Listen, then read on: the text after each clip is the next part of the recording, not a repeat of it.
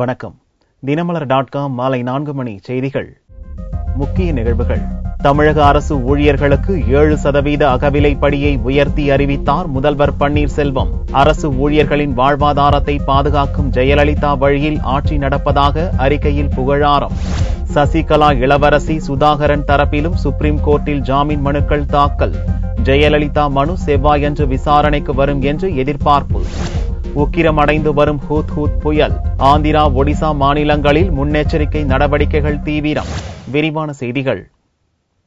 தமிழக அரசு ஊழியர்கள் மற்றும் ஆசிரியர்களுக்கு 7% அகவிலைப்படியை உயர்த்தி வழங்க முதல்வர் பன்னீர்செல்வம் உத்தரவிட்டுள்ளார். மத்திய அரசு ஊழியர்களுக்கான அகவிலைப்படி உயர்வு கடந்த ஜூலை 1ஆம் தேதி முதல் 7% உயர்ந்து 107% வழங்கப்பட்டு வருகிறது. இதேபோல் தமிழக அரசு ஊழியர்கள் மற்றும் ஆசிரியர்களுக்கு அகவிலைப்படியை அவர்களது ஊதியம் மற்றும் தர ஊதியத்தில் 7% உயர்த்தி வழங்கப்படும் என்று அறிவிக்கப்பட்டுள்ளது. தமிழக முதல்வர் பன்னீர்செல்வம் வெள்ளியன்று வெளியிட்ட அறிக்கையில் உள்ளாட்சி நிறுவனங்கள், அரசு மானியம் பெறும் கல்வி நிறுவனங்களில் பணிபுரியும் ஊழியர்கள், ஆசிரியர்கள், அங்கன்வாடி, சத்துணவு ஊழியர்கள் மற்றும் குடும்ப ஊதியம் பெறுவோர் உள்ளிட்ட அகவிலைப்படி பெறும் அனைவருக்கும் 7% அகவிலைப்படி உயர்வு ஜூலை 1ஆம் தேதி 2014 இருந்து கணக்கிடப்பட்டு வழங்கப்படும் என்று தெரிவித்துள்ளார்.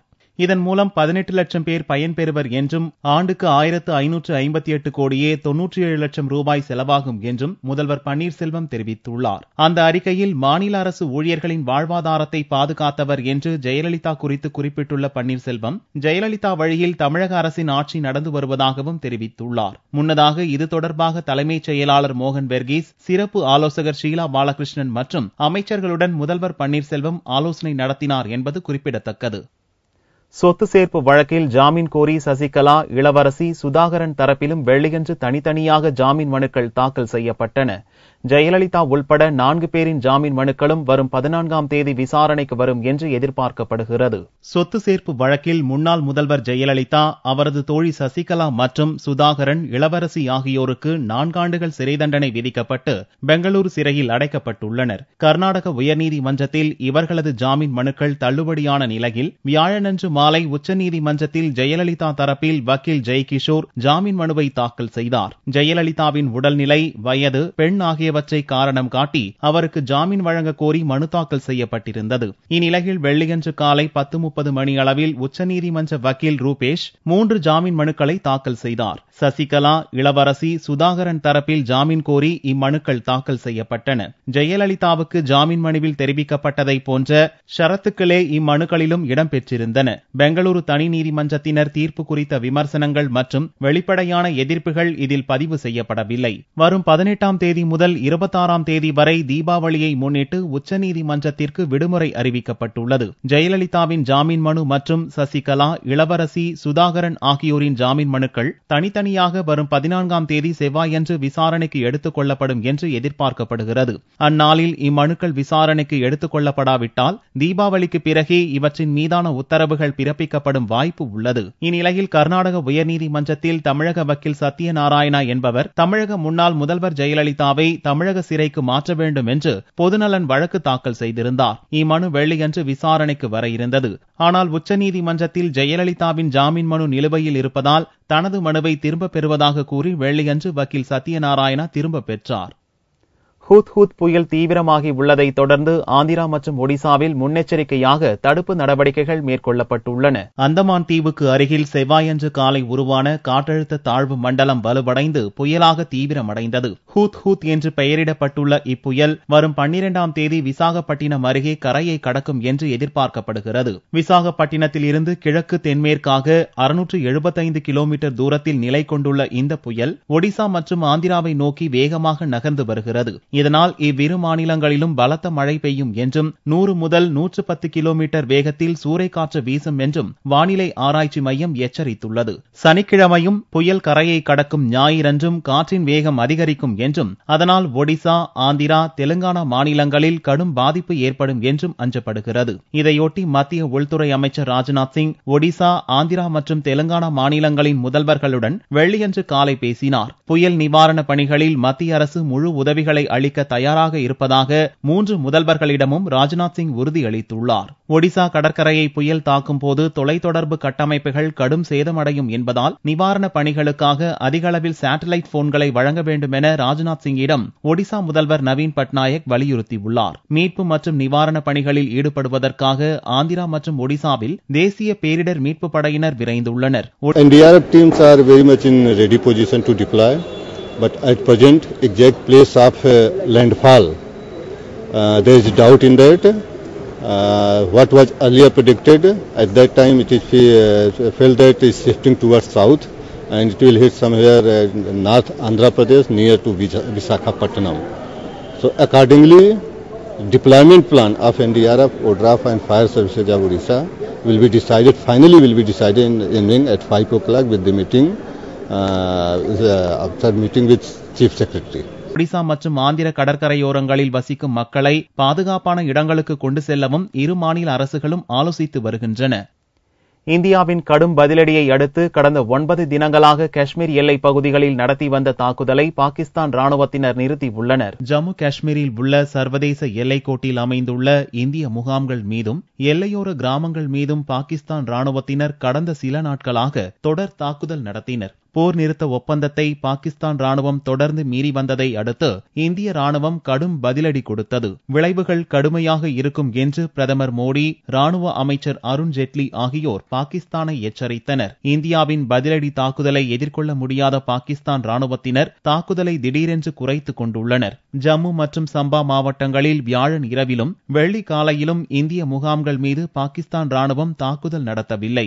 அதே நேரம் சம்பா மாவட்டம் ஹிரா நகர் செக்டாரில் உள்ள 4 இந்திய முகாம்கள் மீது வியாழன் இரவு 8 மணி வாக்கில் பாகிஸ்தானிய ராணுவத்தினர் தாக்குதல் நடத்தினர். இந்தியாவின் பதிலடியை அடுத்து தனது தாக்குதலை 15 நிமிடங்களில் பாகிஸ்தான் ராணுவத்தினர் நிறுத்திக் கொண்டனர். இந்த மோதலில் இந்தியா தரப்பில் யாருக்கும் எந்தவித காயமும் ஏற்படவில்லை என்று எல்லை பாதுகாப்பு படை செய்தி தொடர்பாளர் வெள்ளியன்று தெரிவித்தார். அக்டோபர் துவக்கத்தில் இருந்து பாகிஸ்தான் ராணுவத்தினர் நடத்திய தாக்குதலில் 2 பெண்கள் உட்பட 8 அப்பாவி பொதுமக்கள் பலியாகியுள்ளனர். 13 ராணுவ வீரர்கள் உட்பட 90 பேர் காயமடைந்தனர். பாகிஸ்தான் ராணுவத்தினரின் கண்மூடித்தனமான தாக்குதலால் எல்லையோரத்தில் உள்ள 113 குடியிருப்பு பகுதிகளைச் சேர்ந்த 32,000 பேர் அங்கிருந்து பாதுகாப்பான பகுதிகளுக்கு அப்புறப்படுத்தப்பட்டுள்ளனர். ஜம்மு காஷ்மீர் மாநிலத்தில் விரைவில் நடக்கவுள்ள சட்டசபை பொதுத் தேர்தலை சீர்குலைப்பதற்காக பயங்கரவாதிகளை இந்தியாவுக்குள் ஊடுருவச் செய்யவும் அந்நாட்டில் நிலவும் அரசியல் ஸ்திரத்தன்மையை திசை திருப்பும் நோக்கிலும் எல்லையில் பாகிஸ்தான் ராணுவத்தினர் தாக்குதல் நடத்துவதாக தெரிய வந்துள்ளது.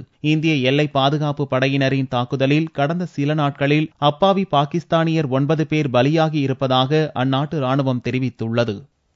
தீவிரவாத உணர்வு கொண்ட இளைஞர்கள் துப்பாக்கியை கீழே போட்டுவிட்டு ஏர்கலப்பையை தூக்க வேண்டும் என்று பிரதமர் மோடி அழைப்பு விடுத்துள்ளார். மகாராஷ்டிர மாநிலம் சந்திராபூர் மாவட்டத்தில் உள்ள பிரம்மபுரி பகுதியில் வெள்ளியன்று நடந்த பிரச்சார கூட்டத்தில் பிரதமர் மோடி பேசினார். சந்திராபூர் மாவட்டம் மாவோயிஸ்டுகள் ஆதிக்கமிக்க பகுதி என்பதால் பயங்கரவாதம் யாருக்கும் எவ்வித பயனையும் அளிக்காது என்று தனது உரையை மோடி துவங்கினார். தொடர் பிரச்சாரத்தால் தொண்டை வறண்டு போனதால் கரகரத்த குரலில் பேசிய பிரதமர் மோடி, வன்முறை பாதையை தேர்வு செய்த இளைஞர்கள் தங்களது தோளில் இருக்கும் துப்பாக்கியை கீழே போட்டுவிட்டு ஏர்கலப்பையை தூக்க வேண்டும் என அழைப்பு விடுத்தார்.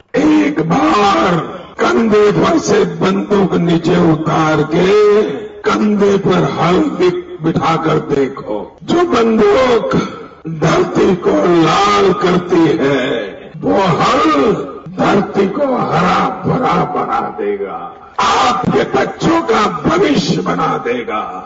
हिंसा से कभी समस्याओं का समाधान नहीं होता. அண்டை மாநிலமான சத்தீஸ்கரில் விவசாயிகள் வாழ்வு மேம்பட்டுள்ளதாகவும் பாரதிய ஜனதா தலைமையிலான ஆட்சியில் விவசாயத்துக்கு போதுமான தண்ணீர் உள்ளிட்ட பல்வேறு நலத்திட்டங்கள் செயல்படுத்தப்பட்டதே அதற்கு காரணம் என்றும் மோடி கூறினார். மகாராஷ்டிராவில் அக்டோபர் 15ஆம் தேதி சட்டசபை பொதுத் தேர்தல் நடக்கிறது. முன்னாள் மத்திய அமைச்சர் சசி தரூரின் மனைவி சுனந்தா விஷம் தாக்கியதால் உயிரிழந்துள்ளதாக புதிய மருத்துவ அறிக்கை தாக்கல் செய்யப்பட்டுள்ளது. காங்கிரஸ் மூத்த தலைவரும் முன்னாள் மத்திய அமைச்சருமான சசி தரூரின் மனைவி சுனந்தா புஷ்கர் கடந்த ஜனவரி 17ஆம் தேதி டெல்லி நட்சத்திர ஹோட்டலில் மர்மமான முறையில் இறந்து கிடந்தார். எய்ம்ஸ் மருத்துவமனையில் சுனந்தாவின் சடலத்தை பிரேத பரிசோதனை செய்த டாக்டர் சுதீர் குப்தா சுனந்தாவின் உடலில் காயங்கள் இருந்ததாகவும் இயற்கைக்கு மாறான முறையில் இறந்ததாகவும் அறிக்கை அளித்தார். இந்நிலையில் சுதீர் குப்தா தலைமையிலான 3 டாக்டர்களை கொண்ட குழுவினர் சுனந்தா மர்மசாவு குறித்து புதிய அறிக்கையை தயாரித்து டெல்லி போலீசிடம் அளித்துள்ளனர். சுனந்தாவின் உடலில் விஷம் இருந்ததற்கான தடயங்கள் இருப்பதாகவும் விஷத்தால் தான் சுனந்தாவின் மரணம் நிகழ்ந்திருப்பதாகவும் அந்த அறிக்கையில் கூறப்பட்டுள்ளது. சுனந்தாவின் உடலில் இருந்த 15 காயங்களையும் ஆராய்ந்த டாக்டர்கள் குழு இதில் ஒரு காயம் ஊசி குத்தப்பட்டதால் ஏற்பட்டுள்ளது என்றும் தெரிவித்துள்ளார். டாக்டர்கள் குழுவின் புதிய அறிக்கை குறித்து கருத்து கூறிய டெல்லி போலீஸ் கமிஷனர் PS பாசி புதிய அறிக்கையில் கூறப்பட்டுள்ள அம்சங்களை ஆராய்ந்து வருவதாகவும் அதுவே இறுதியான முடிவு அல்ல என்றும் தெரிவித்துள்ளனர். पहले तो मैं आपको ये जानकारी देना चाहूंगा कि हमारे पास अभी भी कोई कंक्लूसिव फोरेंसिक रिपोर्ट नहीं है जिसके आधार पर हम किसी निष्कर्ष पर पहुंच सकें. Once our inquest is complete and we reach any definite conclusion, whatever is required will be done. And whatever is required to be shared with the press will be shared. Sunanda உடலில் இருந்த விஷத்தின் பெயரை குறிப்பிடாத டாக்டர்கள் குழு இந்திய ஆய்வகங்களில் கண்டறிய முடியாத விஷங்களின் பெயர்களையும் அறிக்கையில் குறிப்பிட்டுள்ளனர். எனவே இது தொடர்பாக டெல்லி போலீசார் விசாரணை மேற்கொள்ள வேண்டும் எனவும் சுனந்தா உடலில் இருப்பது என்ன மாதிரியான விஷம் என்பதை கண்டறிய வெளிநாட்டு ஆய்வகங்களின் உதவியை நாட வேண்டும் எனவும் அறிக்கையில் கூறப்பட்டுள்ளது. புதுச்சேரியில் பட்டாசு கிடங்கில் ஏற்பட்ட வெடிவிபத்தில் ஒருவர் பலியானார், 2 காயமடைந்தனர். புதுச்சேரியை அடுத்துள்ள அரியாங்குப்பம் மணவெளி கிராமத்தில் சேகர் என்பவருக்கு சொந்தமான நாட்டு பட்டாசு தயாரிக்கும் ஆலை உள்ளது. வெள்ளியன்று காலை பட்டாசு ஆலையிலிருந்து பயங்கர வெடிவிபத்து ஏற்பட்டது. ஆலையின் சுற்றுச்சுவரில் உள்ள செங்கற்கள் 200 மீட்டர் தூரத்திற்கு தூக்கி எறியப்பட்டன. அப்போது அந்த பகுதியில் நடைபயிற்சியில் ஈடுபட்டிருந்த அனந்தபுரத்தைச் சேர்ந்த அமீர் பாட்ஷா மீது செங்கல் விழுந்து அவர் சம்பவ இடத்திலேயே உயிரிழந்தார். மேலும் 2 படுகாயமடைந்தனர். அளவுக்கு அதிகமான பட்டாசுகளை கிடங்கில் இருப்பு வைத்திருந்ததால் இந்த விபத்து ஏற்பட்டதாக முதற்கட்ட விசாரணையில் தெரியவந்துள்ளது. இந்த சம்பவம் தொடர்பாக உரிமையாளர் சேகர் மீது வெடிமருந்து தடுப்புச் சட்டத்தின் கீழ் கைது நடவடிக்கை மேற்கொள்ளப்பட்டுள்ளதாக தாசில்தார் ரமேஷ் தெரிவித்தார். அந்த விபத்து நடக்கும்போது அவங்க தொழிற்சாலையில் பட்டாசு தொழில உரிமைதாரரும் இல்லை, அல்ல எந்த பட்டாசும் அந்த நேரத்தில் வந்து தொழில் செய்யவும் இல்லை. செஞ்ச பட்டாசை வந்து அவங்க ஸ்டோர் பண்ணி வச்சிருந்துருக்காங்க. மேபி ஹெவியா அவங்க ஸ்டோர் பண்ணி வச்சிருந்திருக்கலாம். அதனால பிரஷர் மவுண்ட் ஆகி இந்த வெடி விபத்து நடந்திருக்கலாம் அப்படின்றது எங்களுடைய முதல் தகவல் இன்ஃபர்மேஷன். எங்களுக்கு ஆத்து பக்கத்தில் காலை கடன் கழிக்க வந்த அமீர் என்பவர் மேல இங்க செங்கல் நீங்க பார்த்துட்டு இருக்க அந்த செங்கல் மேல பறந்து போய் அவர் மேல அடிச்சு அவர் ஆபத்தான நிலையில ஜிஹெச் அழைச்சிட்டு போகும்போது அமீர் காலமாகிட்டார் என்ற தகவல் கிடைச்சிருக்கு. பாதுகாப்பான முறையை அவர் கடைபிடிக்கல என்ற ஒரு காரணத்துக்காக சட்ட ரீதியா எக்ஸ்ப்ளோசிவ்ஸ் ரூல்ஸ் 2008 படி அவர் மீது நடவடிக்கை எடுத்துட்டு இருக்கோம்.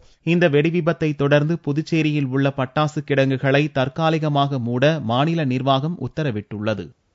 வேலூர் மாவட்டம் ஆற்காட்டில் செம்மரம் கடத்திய 11 பேரை கைது செய்த போலீசார் அவர்கள் பயன்படுத்திய கார்களையும் பறிமுதல் செய்தனர். வேலூர் மாவட்டம் ஆற்காடு கண்ணமங்கலம் சாலையில் போலீசார் வாகன தணிக்கையில் ஈடுபட்டிருந்த போது திருவண்ணாமலை நோக்கி சென்ற 3 கார்களை மடக்கி சோதனை செய்தனர். அதில் ஒரு கார் தப்பிச் சென்றது. போலீசார் மடக்கிய 2 கார்களில் ஆந்திராவிலிருந்து கடத்தி வரப்பட்ட செம்மர கட்டைகள் இருந்தது கண்டுபிடிக்கப்பட்டது. இதைத் தொடர்ந்து காரில் இருந்த கருணாகரன், குமரேசன், காளியப்பன் உட்பட 11 பேரை கைது செய்த போலீசார் 2 கார்களையும் பறிமுதல் செய்தனர். இன்னொரு காரில் தப்பியோடியவர்களை போலீசார் தேடி வருகின்றனர். இதற்கிடையே ஆந்திராவிலிருந்து வேலூர் வழியாக கர்நாடகாவை நோக்கி வந்த மினி லாரியை பள்ளிக்கொண்டா அருகே உள்ள சென்னை பெங்களூர் நெடுஞ்சாலை சுங்கச்சாவடியில் போலீசார் மடக்கினர். ஓட்டுநர் மினி லாரியை சாலையோரம் நிறுத்திவிட்டு தப்பினார். லாரியை சோதனை செய்த போது அதில் 15 லட்சம் ரூபாய் மதிப்பிலான செம்மர கட்டைகள் இருந்தது தெரியவந்தது. செம்மர கட்டைகளை பறிமுதல் செய்த பள்ளிக்கொண்டா போலீசார் ஓட்டுநர் மற்றும் லாரி உரிமையாளரை தேடி வருகின்றனர்.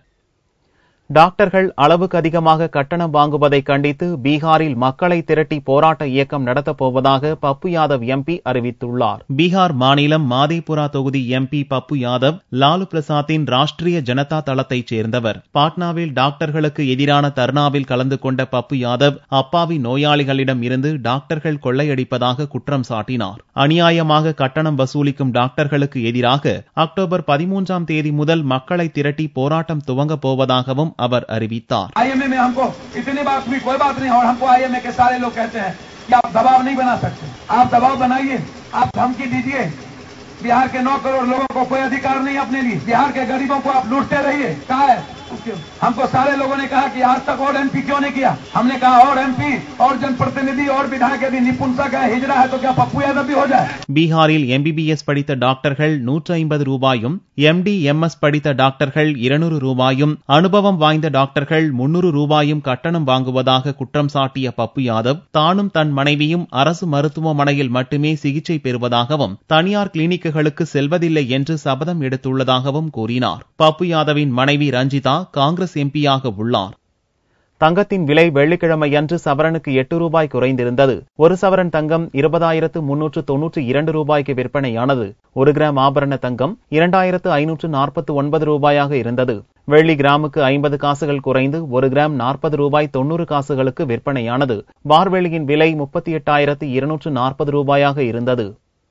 நெல்லை அறிவியல் மையத்தில் நடந்த விண்வெளி வார விழாவில் மாணவர்கள் தாங்கள் தயாரித்த ராக்கெட்டுகளை ஆர்வமுடன் விண்ணில் செலுத்தினர். சர்வதேச விண்வெளி வார விழா அக்டோபர் 4ஆம் தேதி முதல் 10ஆம் தேதி வரை கொண்டாடப்படுகிறது. இதை முன்னிட்டு நெல்லை மாவட்டத்தில் உள்ள மத்திய அரசின் அறிவியல் மையத்தில் மாணவர்களுக்கு விழிப்புணர்வு ஏற்படுத்தும் ஓவிய போட்டிகள், கட்டுரை மற்றும் பேச்சு போட்டி போன்றவை நடத்தப்பட்டன. மகேந்திரகிரியில் உள்ள இஸ்ரோ மையம் சார்பில் மாணவ மாணவிகளுக்கு ராக்கெட் செலுத்தும் போட்டியும் நடத்தப்பட்டது. மாணவர்கள் தயாரித்த ராக்கெட் காற்றடிக்கும் பம்பின் மூலம் விண்ணில் ஏவப்பட்டன.